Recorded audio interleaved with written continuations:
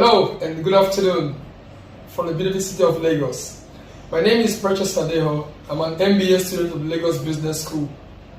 I'm taking a course implementing strategy for University of South Wales in Sydney, Australia. About history says, and I quote, "We cannot solve our problem with the same level of thinking that created them." And this is the reason why leaders in all arms of business must begin to think outside the box. Still dwelling on Unit 10 that talked about strategy renewal, it's another area that needs a lot of clear understanding for top CEOs as well. Because if this is not taking into place in thinking ahead of time based on innovation and technology improvement, it can bring a company into crisis. And if not well managed, can even take that region out of crisis, can even take it out of business. And that is why as top CEOs must begin to look ahead of time, look 10, 15 years from today.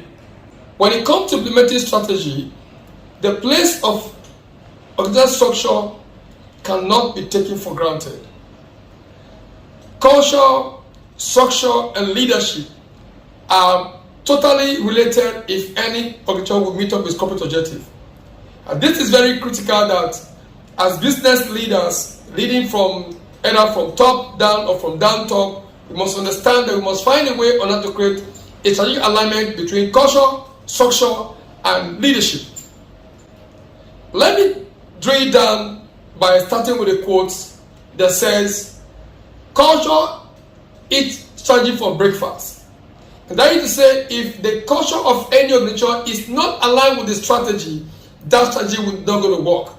And so as leaders of organization, it is critical that we begin to look at how do we align culture of any organization with that of the people that we're leading. So leaders must begin to think towards that direction.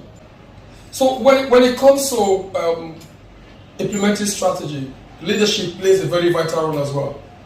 And so anyone that's going to sit at the seat of the leader in any organization when it comes to implementing strategy that's going to drive the to where it's supposed to be, has to understand a lot. And so leaders in this facet we talk about must have drive for achievement, they must be very ambitious, they must have energy, they must have tenacity, and they must have initiative. They must be motivated to lead people, they must motivate people, they must motivate themselves, they must be fired up to ensure that they are self-starters. They must be emotionally matured, so emotional maturity is very critical.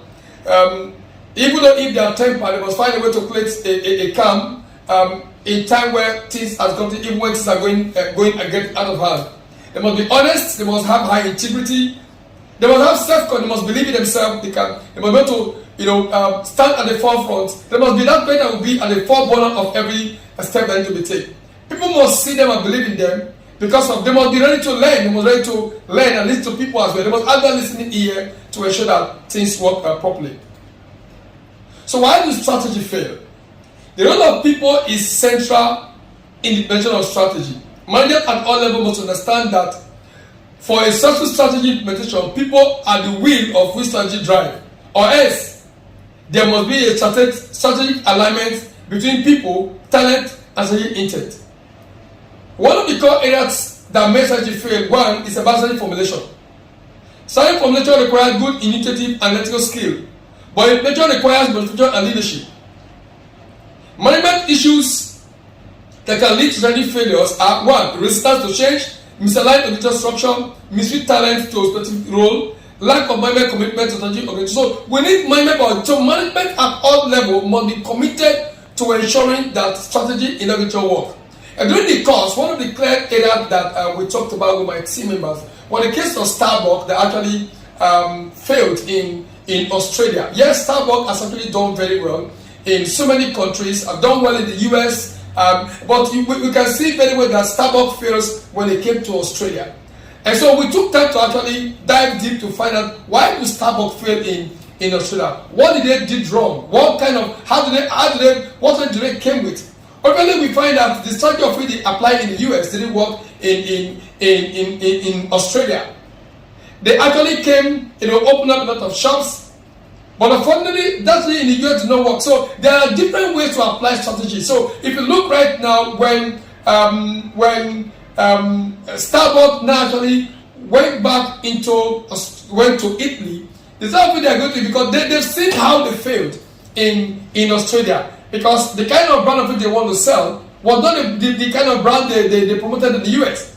They promoted good brand, good coffee, but the strategic application that they implemented when they came to Australia was a total failure.